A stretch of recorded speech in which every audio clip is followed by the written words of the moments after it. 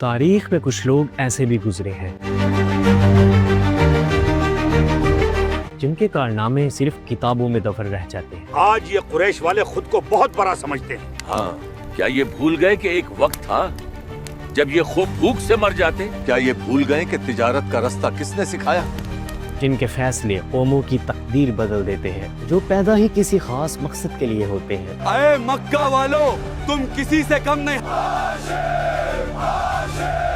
رسول خدا صلی اللہ علیہ وسلم کے خاندان میں بھی ایک ایسا ہی نام ہے جس نے مکہ کو بھوک سے نکالا، قحط میں عزت بانٹی۔ میں نے بہت کچھ دیکھا۔ جناب ہاشم کا دور جب میں بچہ تھا۔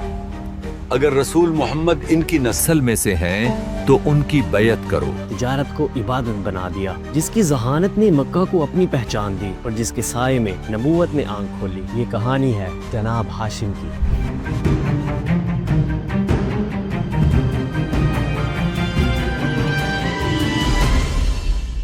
مکہ عرب کی سرزمین میں ایک چھوٹا سا شہر تھا جس میں چند قبیلے آباد تھے۔ ان میں سے بھی چند ایک لوگ ہی تجارت کرتے تھے اور باقی تمام لوگ سکایا سنبھالتے تھے۔ سکایا مطلب ان لوگوں کے کھانے پینے اور رہنے کا بندوبست کرنا جو لوگ مکہ حج کے لیے آتے تھے۔ مکہ میں 360 بت تھے، ہر قبیلے کا اپنا ایک علیحدہ بت تھا، تو سال میں ایک نہ ایک مرتبہ ہر قبیلہ حج ادا کرنے آتا۔ اس سال یہ میرا دوسرا حج ہے۔ ہاں، میں اس دفعہ اپنے بابا کی جگہ آیا ہوں۔ ان کی خدمت کا موقع مکہ میں جس قبیلے کو ملتا وہ تو زندگی گزار لیتے اور باقی وہ تو محض غربت کی چکی میں پستے رہتے۔ مکہ میں غربت بہت زیادہ تھی، کیا آج کوئی حاجی ملا؟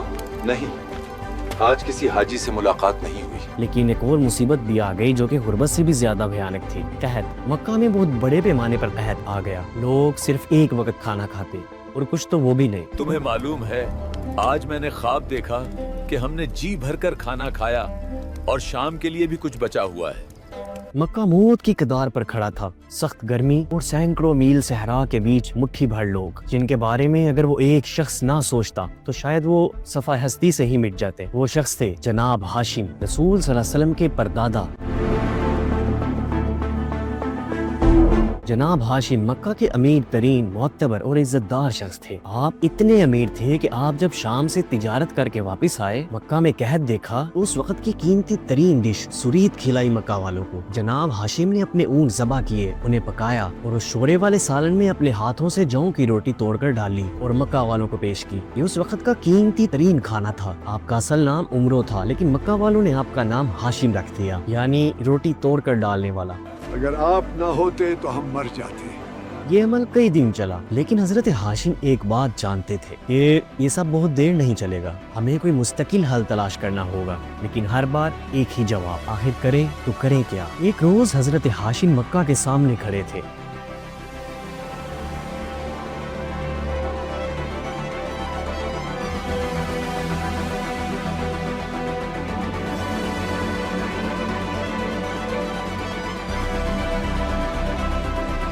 اچانک وہ کسی سوچ میں گم ہو گئے اور مسکرائے۔ آپ نے سب مکہ والوں کو جمع کیا اور کہا، اے مکہ والو، ہمارا نام دنیا میں جانا جائے گا، ہم کعبہ کے محافظ ہیں، آنے والی نسلیں ہمیں یاد کریں گی۔ اہل عرب نے کہا، آخر یہ سب ممکن کیسے ہوگا؟ جناب ہاشم نے فرمایا، ہم تجارت کریں گے۔ مکہ والے بوکھلا گئے، ہم سے تجارت کون کرے گا؟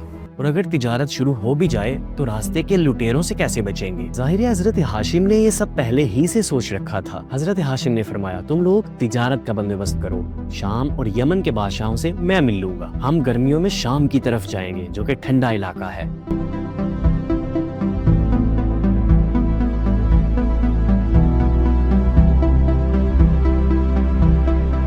اور سردیوں میں یمن کی طرف جو کہ گرم علاقہ ہے۔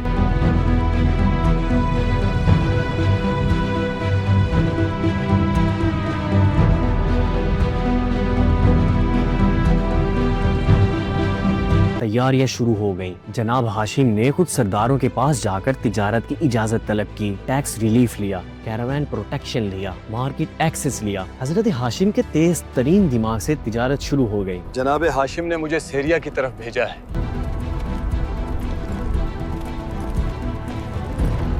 اور اور تجارتی پرمٹ کا مسئلہ بھی حل ہو گیا تھا، یہاں تک کہ حضرت ہاشم نے راستے میں ملنے والے لٹیروں کا بندوبست بھی کر رکھا تھا۔ مکہ کے جس قبیلے کو بھی راستے میں ڈاکو ملتے تو وہ مکہ والے ان کو صرف ایک جملہ کہتے کہ اٹس اوکے، تم ہمارا مال لے جا سکتے ہو۔ مگر ہم نے تمہیں پہچان لیا، ہم مکہ جا کر تمہارے قبیلے کا بت کعبہ سے نکال دیں گے۔ عرب والے تھے بے شک جیسے بھی، مگر وہ اپنے بتوں سے بے پناہ عقیدت رکھتے تھے۔ خیر، وہ ڈاکو ان تاجروں کا مال انہیں لوٹا دیتے۔